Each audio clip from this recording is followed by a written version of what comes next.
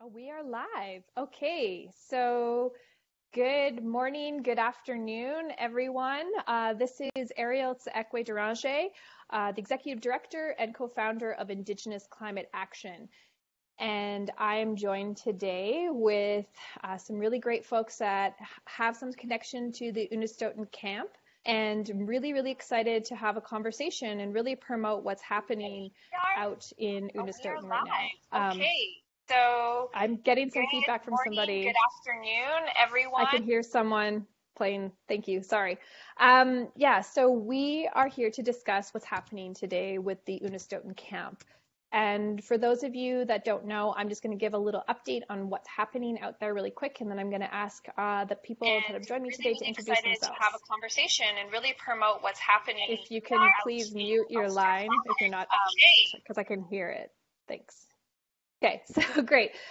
So what has happened is just last week, the Wet'suwet'en hereditary chief and clan members that have been holding the line at the Unistoten camp for the last 8 years were served an injunction notice. And that injunction, an appeal for an injunction was applied by TransCanada. So TransCanada and Coastal GasLink applied to get an injunction so that they could begin their site work in preparation for a fracked gas pipeline that runs through Unistoten Wet'suwet'en territory. And the Justice Marguerite Church ruled on December 15th or 14th. They ruled that that injunction was granted, and that they would have 72 hours that the injunction could be enforced. And this interim injunction against the Unistoten will remain in force until a judgment is rendered. So a full judgment is rendered, but that won't happen until May 1st, 2019. And the Unistoten can serve an application response by January 31st, 2019. However, because they were given 72 hours for an injunction, this camp that has been held there as both a cultural space that upholds and uplifts the hereditary chief systems of the Unistoten and the Wet'suwet'en clans, they have been out there. They've been blockading logging, trafficking, pipelines, and protecting and preserving the rich biodiversity and the lands and territories of their people. And this injunction will allow TransCanada to apply for the RCMP to remove their structures, the people, as well as the blockade on the bridge. And this is a direct violation of our rights as Indigenous communities, and the violation of the rights of the community of the Unistoten and the Wet'suwet'en people, who we have been in contact with quite regularly over the last few weeks to support this. So we just wanted to share this information with the broader public and have a discussion about why this is so important. So with that, I would love for my guests to say who they are, introduce yourself, and let the viewers know who you all are. Hey, what's up, everybody? Bonjour, danse, zonge benesia nene, tichnikos, kenuto dem. My name is Clayton Thomas Mueller. I am a Cree man from Puckatawagan First Nation in Treaty 6 territory, and I'm a longtime supporter of Unistoten clan. Was there at the very beginning, at their first action camp that they had to stop the Northern Gateway Enbridge pipeline. And have been there ever since. Unistoten are one of the key land defense flashpoints in this country they call Canada. And as an Indigenous sovereigntist, I am here to support them as they assert their territorial jurisdiction against this pipeline corporation, TransCanada, and the governments that they're working in collusion with, the BC government and the federal Canadian government. So yeah, really happy to be here. Okay, and ani bojo kinawea gijikwin dejnakas mangdo dam adirindo and denjaba. My name is Jean Wang. I'm based in Toronto. I'm Anishinaabe and Chukchi. And I actually spent time at Unistoten camp this past summer, and am currently making plans to head over again.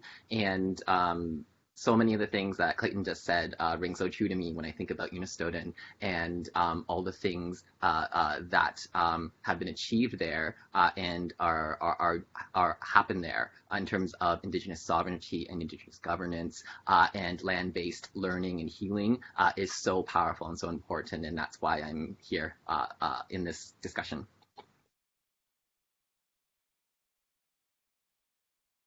I just wanted to sort of ask both of you, like, what do you think like this critical moment is? Like, why do you think an injunction notice was granted on December 15th? I mean, 10 days before Christmas, a colonial Christmas, a colonial holiday, an injunction was granted by a court. I guess, like, I just want to know, like, what do you think about that? Like, what does that really say about the systems that we live in right now?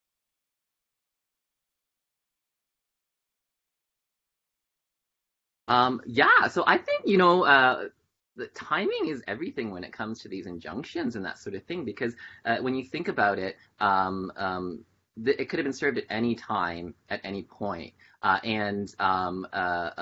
If you're going to do something of this sort, you do it when sort of the camp is perceived to be at a weak point or some sort of point where you're at an advantage as a pipeline company. Having everything happen with Smogilgam and his mother, happen, having her, go into palliative care, it's not a coincidence, right? That's a very strategic move to start this injunction at that time, right?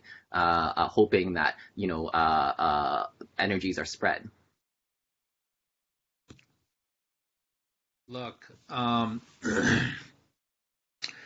Chief Togastai, Warren Nazil, has been in a situation where he has been taking care of his mother, who is about to begin her journey to the good hunting grounds. She's about to make that transition to the spirit world. So for TransCanada to pursue an court injunction, for the BC Supreme Court to issue an interim injunction at a time when Chief Togastai is taking care of his mother, and they know he is. They issued the notice to appear in court in Prince George, BC, to the hospice where Warner's mother is in Smithers, BC. This is all calculated tactics to put pressure on the Unistoten, to put pressure on one of their leaders, Chief Togastai, at a moment where he and his family are dealing with the potential transition of the matriarch of that family, his mother, to the spirit realm. This just demonstrates the incredible callous that proponents of this TransCanada pipeline have. And all of us in social movements are completely disgusted at this point. Even nation states of the world stopped firing at each other during World War II during Christmas. Christmas calls for a time when we look at our humanity, where we love each other as human beings. And for TransCanada to pursue an injunction at a moment, not just during the holiday season, which is bad enough on of itself, but at a time when Chief Togastai is facing, a moment where his mother is about to transition to the spirit world, is absolutely immoral. It is morally bankrupt. It is disgusting. It is absolutely distasteful. And I, for one, as a citizen of these lands they call Canada, am completely disgusted at the BC Supreme Court, at TransCanada, at the Government of Canada for pursuing this conflict during a time when human beings are supposed to be getting along with each other, supposed to be spending Christmas with each other. It's terrible. Thank you so much. And this is such a critical time when a lot of people are with family, but we have really amazing people that are willing to, in other words, throw down. And Jean, you're one of those people that is currently sort of about to embark on this caravan out towards the Unistoten camp, and being someone that's been there before, you know what it's like out there. Could you maybe just share with folks why you're going out there right now at this critical time where it's supposed to be a season with being with family, and like what it means to you to go out there, and what people can expect if they also want to show solidarity by joining the camp? Absolutely. So for me, my first time at Unistoten was last summer, but the connection is really, really strong. And the reason my connection with Unistoten is really strong is because, one of my closest friends is Wet'suwet'en, and she's from the territory. So I've been hearing about Unistoten for quite some time. And as well, for me, my adopted mom is Tahltan. So, she's been telling me about Unistoten, for quite some time as well. So to me, the holiday time is a time for family, and Unistoten is part of that family, So I'm going to go there, and I'm going to go there when they need me. And this is that time. I think one of the things that's so powerful about the area and the territory is that when you go there, you can actually go to the river and you can drink the water. Everything there is so pure and so alive. And it's like that because Indigenous people are taking care of the land. And I want it to stay that way. All this kind of development, we've seen it in so many places. As soon as development and soon as oil companies, extraction companies come into territories, it's never the same. I'm in Toronto. I can't drink out of Lake Ontario. I can't drink out of the water out of any of these rivers, but you can at Unistoten still. And that is a very precious and important thing to maintain and to grow. So for me, it's my responsibility to be there. Thank you so much, Jean. I think that's a really, really important point that you just talked about, is that this is one of these critical biodiverse regions of the planet. And as colonization and forms of capitalism and extractivism continue to expand across the planet because of this really sick and twisted ideology of infinite growth under capitalism, we're seeing some of the world's last remaining biodiverse regions destroyed. And as a part of that, what we're also seeing as Indigenous rights continue to be destroyed, but we have entrenched constitutionally and internationally recognized rights under UNDRIP. And this is so important for us to remember, is that we have these rights not just because we are just a different people, but we have these rights because we are so critical, not just to our culture and our families and our community, but our knowledge, our systems of governance, our languages, even our ceremonies are connected to protecting these beautiful and wonderful and critical spaces on the planet. As a woman who comes from the tar sands extraction zone, I've seen what extractivism can do. I've seen how it not only destroys the land and the ecosystems, but it destroys the hearts and the minds and the culture of our people. And the Wet'suwet'en are holding that line for us. And I know you have to run pretty soon, Jean. So one of the last questions I have is, someone who's been out there, maybe let people know, if you're going out there, what can you expect? Is there Wi-Fi? Is there cell phone service? What should you pack? Because I know that there's really a call to action to get people out onto the front. So things that people can do is they really want people to show up out there. And you can check out their website, and there'll be links in the chat here, Marielle, if you can add some links on the Wet'suwet'en website so you can sign up to go out there. But what can people expect when they get out to the camp, Jean? Absolutely. So the camp is it's in a secluded area. So when you get out there, there is no cell phone service or anything of that sort. And that's actually another beautiful part of being there, because having that time to not be on your cell phone all the time actually puts your mind space in a different kind of mind frame. It's a really powerful time to come, because there's so many incredible people who are already there or on their way there. And I would really love, for more folks to come now, but also throughout the coming months, because, as Ariel said, we don't know when this, the RCMP will be called in. So it'd be great to be able to have people come and spread out throughout, throughout the coming months, that there's a good number of people there. I also want you to come because then you get to laugh with me, so that's, a bonus, and that kind of thing. But on top of that, when you go there, you'll see what frontline action is like, right? And if it's something that, you want to be a part of, you want to contribute to, there's multiple ways to do it. You see the pictures of people on the front line, but there's a need for people to do all sorts of different things at the camp, right? So there's different ways to contribute, whether it's cooking food or, looking after, the health of other people or other things. Like they actually want a whole different range of people with different contributions, different gifts to be there. So that's something to think about as well. There's different ways to contribute. And that's what's in my head at the moment. Yeah.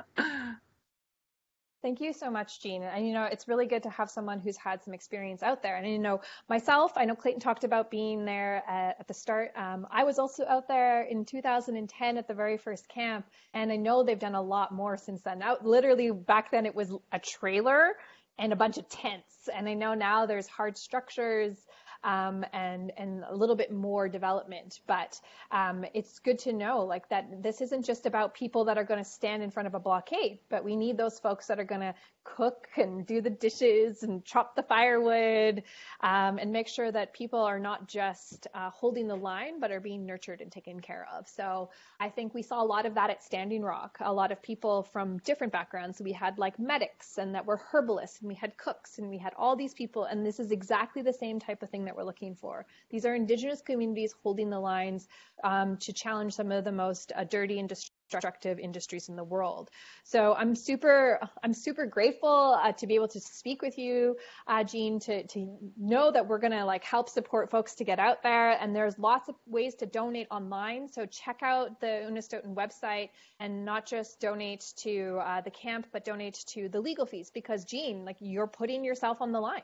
You are going out to a camp that is a potentially arrestable action. You may get arrested. And I guess maybe let people know this is you go with that knowing that that's the risk, right? And just maybe say that that's a known risk that you're going out there with. Mm-hmm. Oh, absolutely, right. And I guess it's asking yourself what you're willing to do, right, and to know that. And and another thing actually on top of that is to know, think about what your capacity is. How long can you stay there for realistically? If it's 2 weeks of time, think about that. Or if it's 1 week, just know that going in, what you can handle in this sort of situation as well, because that's something I know that's been asked as well. Because there are sort of indoor places to sleep, but sometimes they can get really packed. Sometimes there's lots of room and that sort of thing. So just to know that as well. So then, if you need a break, the camp can handle that, and you can go out and take care of yourself and come back. Those sorts of things as well, just to be to know that's also something that's happening. So yeah. Great. Jean, just I know that you said you were going to have to run at some point. I just wanted to know, are you going to be running right away, or do you have a few more minutes to be on with us? I have about 2 more minutes. Because I wanted to shift over to Clayton, because you're going out there.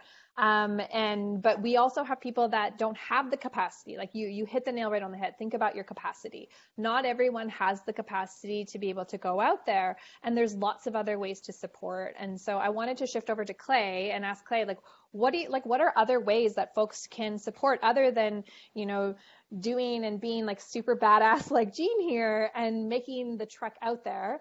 And really being on the front lines. There's other things that we can do as folks, and I would just love for you to share some of those ideas and things that we can all do from afar.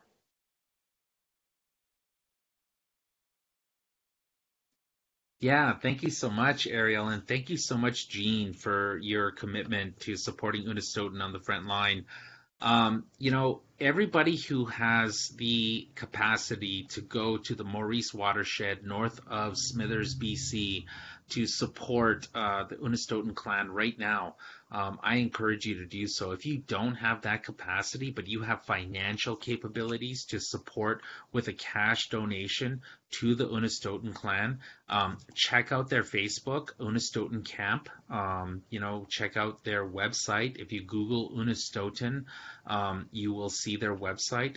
Go there and hit the PayPal donate link right now. They need legal support, not just for legal support for Frida and for Warner, Chief Togastai, for their short-term issues related to this injunction that the BC Supreme Court has issued to TransCanada, but also for the long-time struggle. Unistoten are part of the Wet'suwet'en chiefs who sued the government of Canada and won with the Dalgamook decision, one of the most historic Supreme Court Indigenous rights decisions of all time. Dalgamook showed us that Indigenous oral history is just as valid as any written history of white man in the courts of Canada. We owe the chiefs of this territory a huge debt when it comes to the work that they have done in the colonial courts of Canada, arguing for our collective rights. The important thing right now, there are three key objectives that we need to understand when it comes to this injunction that has been granted. We need you to communicate by email to a list of RCMP government and industry emails these 3 points. The Trans-Canada Coastal Gas Pipeline does not have the collective, free, prior, and informed consent of the Wet'suwet'en hereditary chiefs.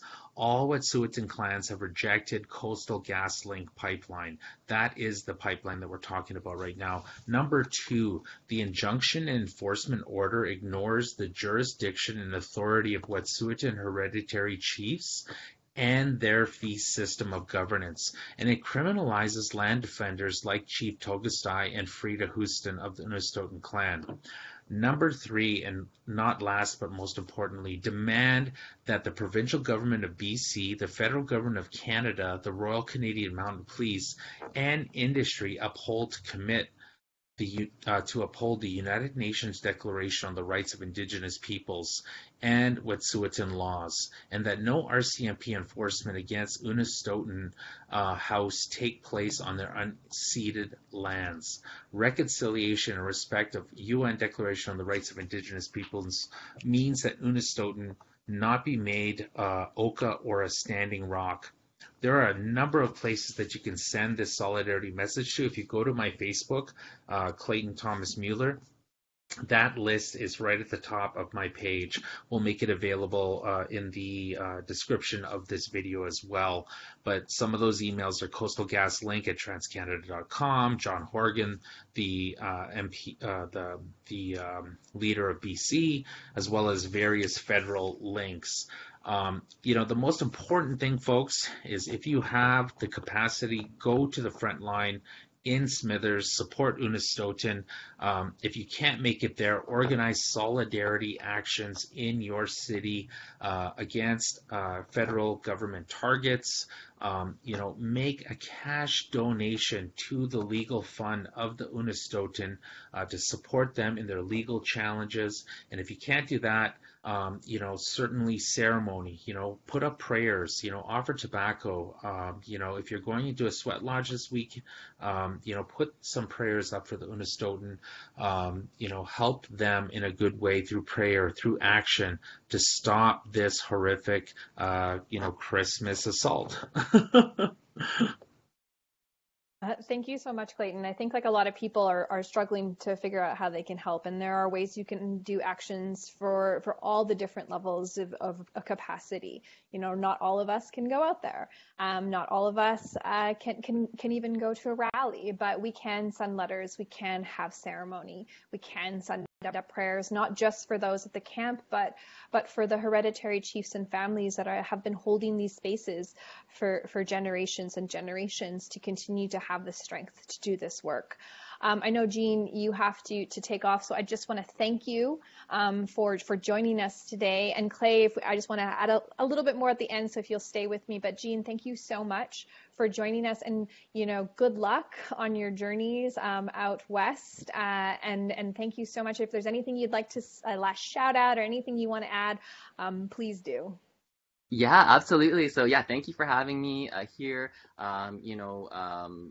It's just such a powerful time. It's such a heightened time. So, for everyone out there listening and watching, if you can join me, please join me and all the amazing people that are going to be up there at Unistoten. A lot of good people are going to be there. The other thing I want to share is, in terms of other things that are happening in other places, specifically in Toronto. This morning we just had a banner drop where we dropped a banner, supporting Unistoten over the highway, during rush hour, and had that up.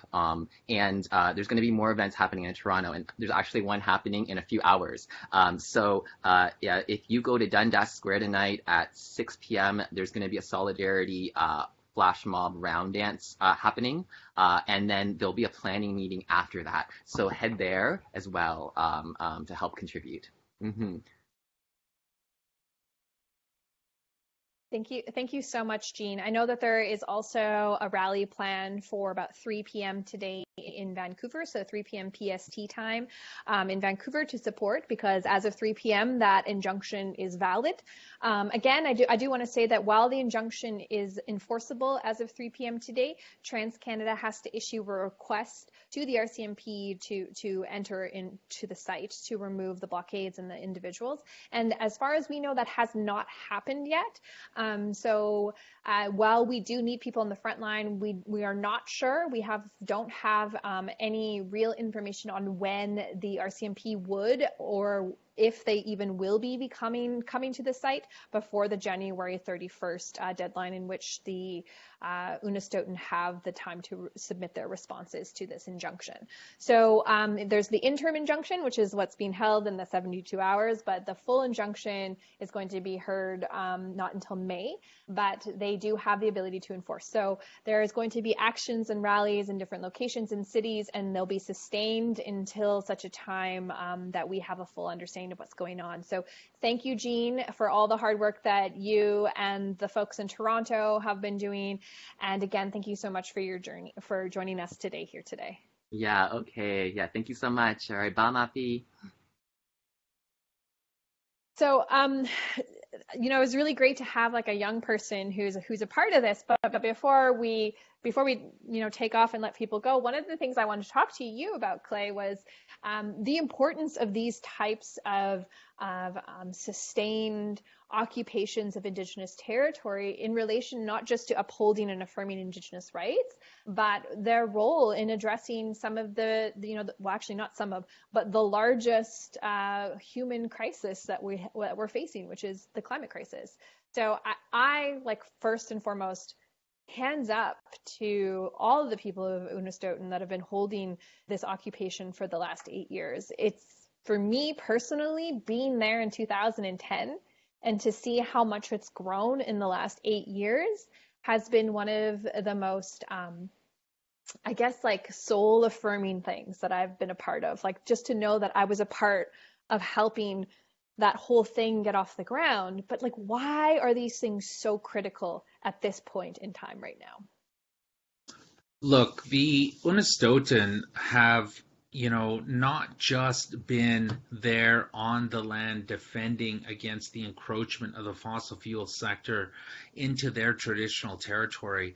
They have also been looking at the root causes of all of the socioeconomic crises that our First Nations peoples continue to face right now.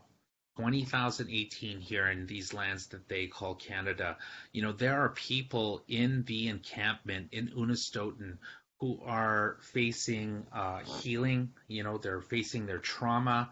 The Unistoten have built a healing lodge in their territory. They have been recruiting people from their nation to go back to the land and heal from the trauma, the accumulated intergenerational trauma that all of our Indigenous peoples here in these lands they call Canada are facing.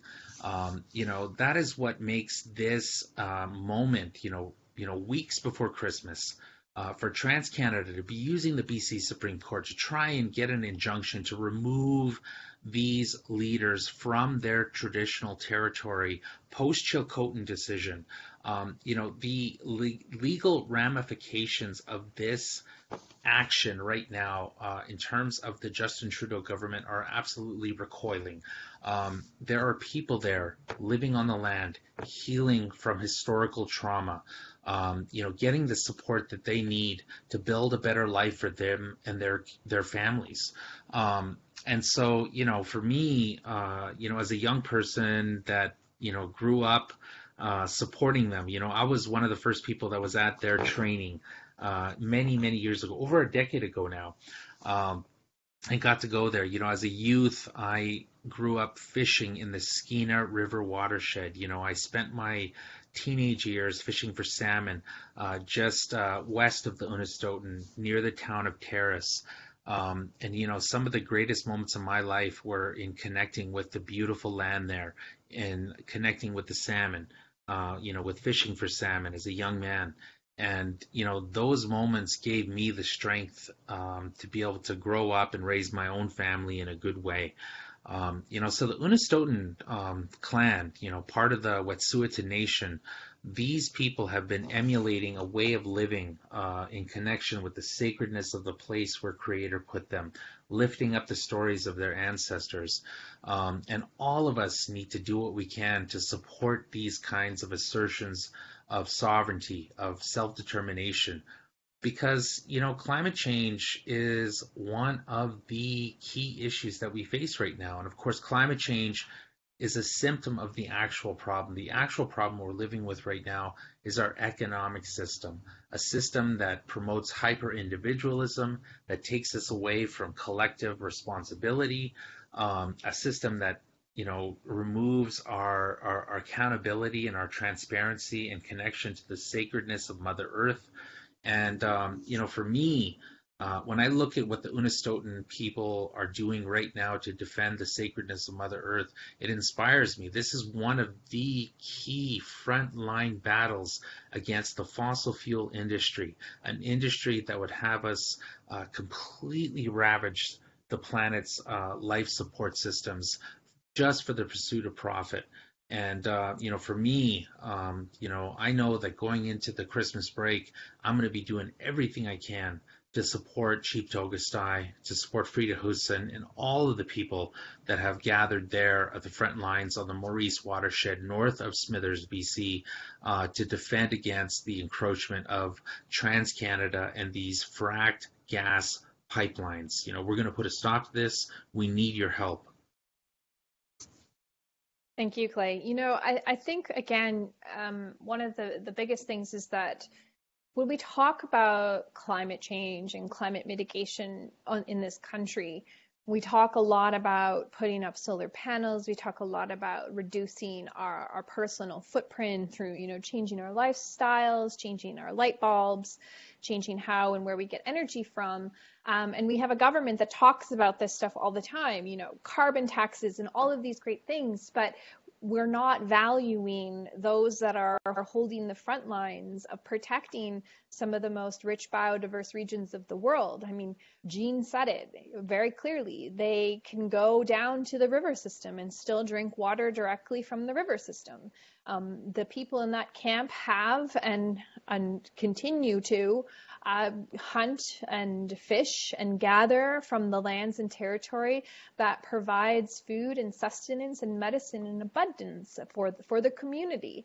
And these are some of the most low carbon lifestyles.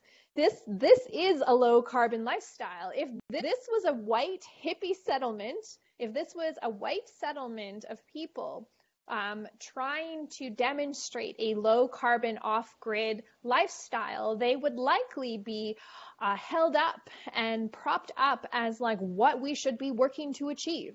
But because this is Indigenous communities that are advocating for the recognition of their rights and sovereignty and self-determination over lands and territory that are being earmarked for oil and gas development and forms of extractivism, we are criminalized and we are demonized for those actions instead of upheld and held as examples of what we should be achieving.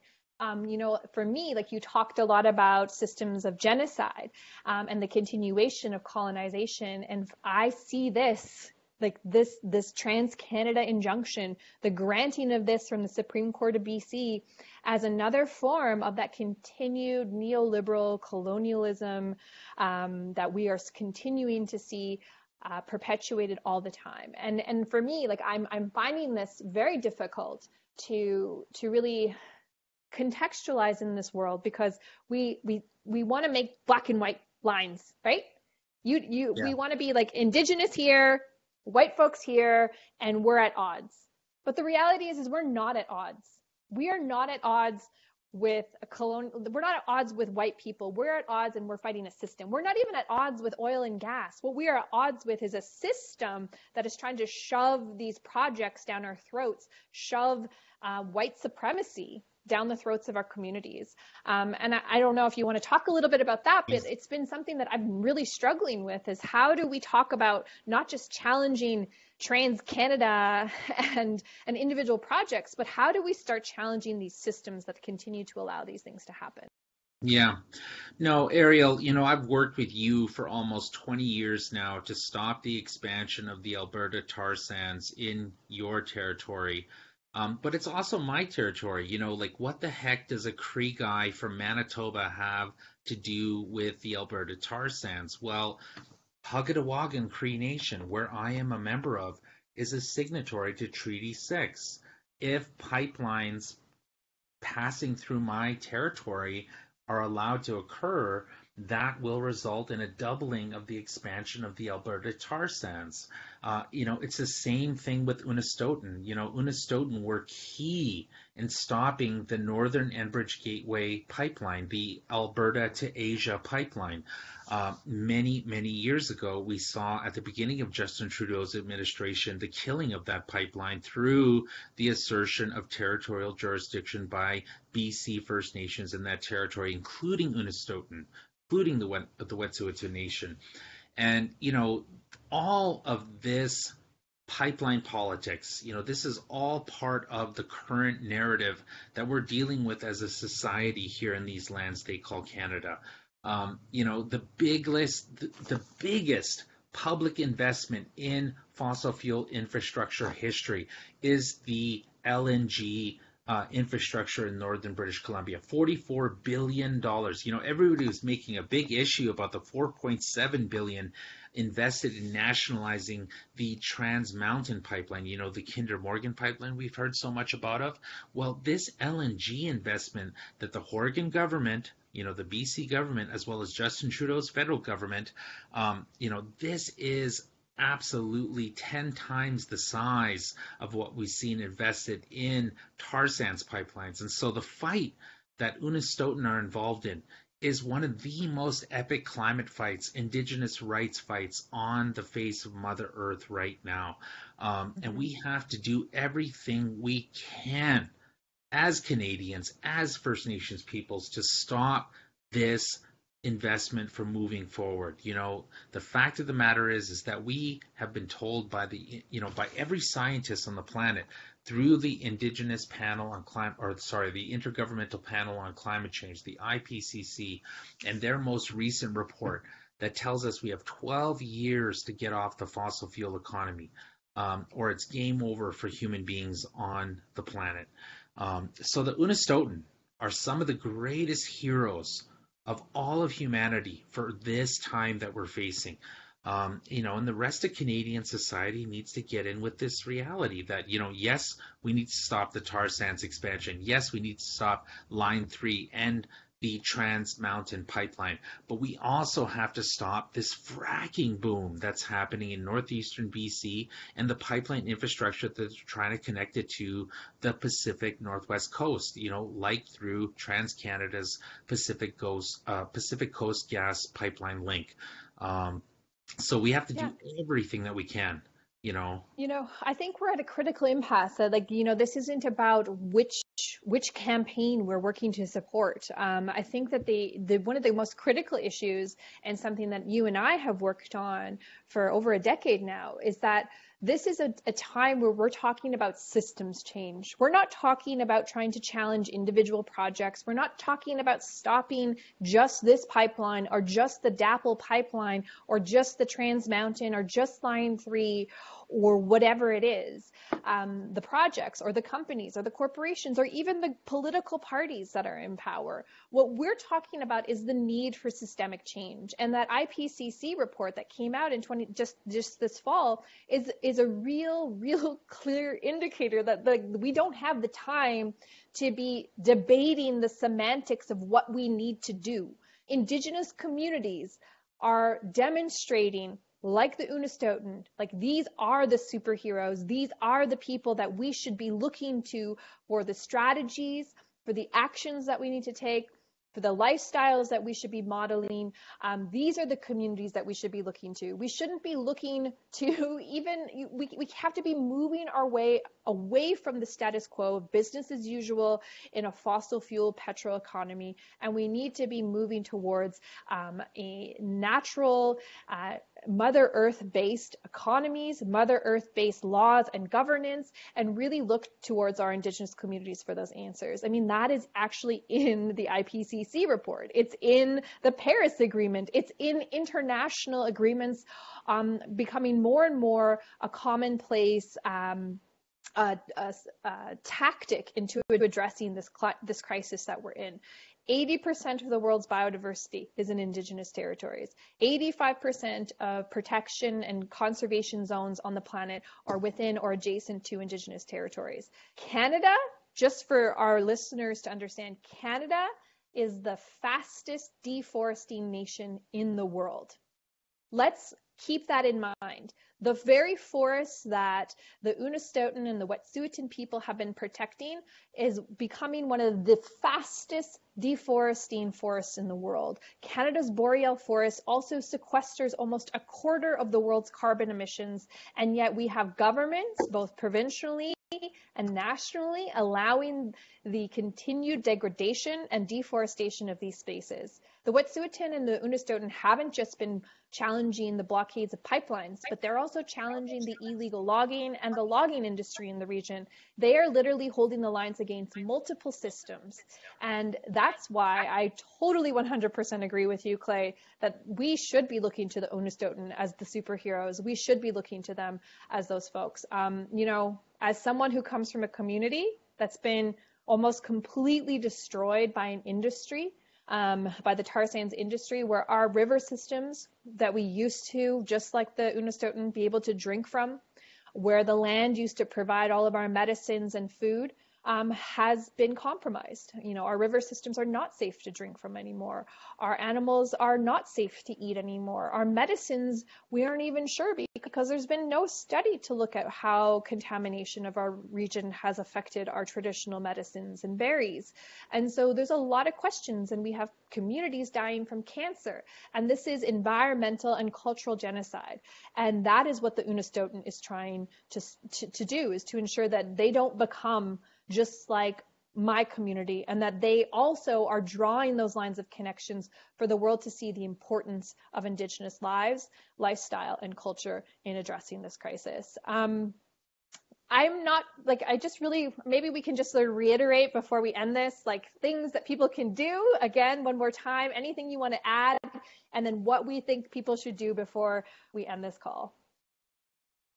Yeah, no, absolutely. I think that you need to, we'll make that information available in the link to this video. We need you to email the 3 top asks of Unistoten to elected officials in the provincial BC government, the federal government of Canada, and directly to TransCanada. We also need you to donate resources for the legal strategy for Unistoten. Make a donation to the Unistoten clan, a cash donation. More importantly, in general, if you have the physical capabilities and the resources to travel up to Smithers, BC, to go stand shoulder to shoulder with Unistoten clan in the Maurice Water shed in the Maurice River, north of Smithers, BC. Head up there. Organize solidarity rallies. There's solidarity rallies happening in Toronto today, all across the country. We need you to step up and organize those solidarity spaces as well. Bottom line, Unistoten have been, one of those struggles that have inspired all of us across the climate justice movement space, and they've been doing it for years. Chief Togasai, Frida Hudson, these are Indigenous leaders that need your support right now. They put a call out. So a global call out to action, help out however you can through donation, through organizing solidarity actions in the place that you find yourself living, traveling up to the territory to stand in solidarity with the Unistoten clan. These are all important things. Leading up into the work from here, it's really important that we support our young people who are stepping up to fight for climate justice. There is a national youth conference in Ottawa in February called Power Shift 2019, Young and Rising. There's going to be youth from up in northern BC that'll be at that conference. There'll be youth from across the country that are getting trained and resourced to hold the Trudeau government accountable for their doublespeak on climate and Indigenous rights. We need to support these young people who are standing up to take action against the Trudeau government in a good way. But most importantly, let's all rally to support Unistoten clan over the Christmas break and beyond. This is going to be, a long struggle. Definitely there is huge challenges right now with the Royal Canadian Mounted Police and whether or not the Trans-Canada Corporation calls for RCMP to enforce the injunction over the Christmas break. So we all have to be vigilant, in supporting Unistoten. We all need to do our part. Thanks, Clay. And those just a little bit of a disclaimer or a warning, I guess, is that if you are planning and you missed the first half, Jean Wang had joined us early on, and they are heading out towards the camp. But just a reminder that it is winter. If you are driving out there, you need chains on your tires. Do not go out there with your little, smart car. You will not make it. These are not paved highways that you have to get to. So the camp is near Houston, BC, closer to a bigger town of Smithers, BC. There is no Wi-Fi or reliable cell service out at the camp, and it is winter and it gets very cold and there's lots of snow. So remember to pack appropriate clothing, to bring food, be able to take care of yourself. Don't go out there and expect people to take care of you. Take appropriate winter camping gear. There is some sleeping spaces, but not enough if they get a huge influx of folks. So keep all of those things in mind and donate. Just donate, because they really need the support, not just for the camp, but if the RCMP do come in, there's going to be a lot of legal fees incurred by everybody. So I just want to make sure that people are safe if you are planning to go out there, and that you're taking appropriate measures to protect yourself during travel and while you are there. And I really want to send a huge shout out to Togastai and Frida and all of those that have been holding the line for the last 8 years. Your work is tremendous. I continue to look to you guys for guidance and support, and continue to promote and stand in solidarity with everything that you all have done and have achieved and continue to do. And I just want to say, Masi Cho, hi. Thank you for everything that you've done. And we have been in communication with the folks out at the camp and continue to be in communication with them, and they are informed of our little promotion of this. So get online. It's in the chat. We've shared the links to the sites. We've shared the links to the things, ways for you to get involved.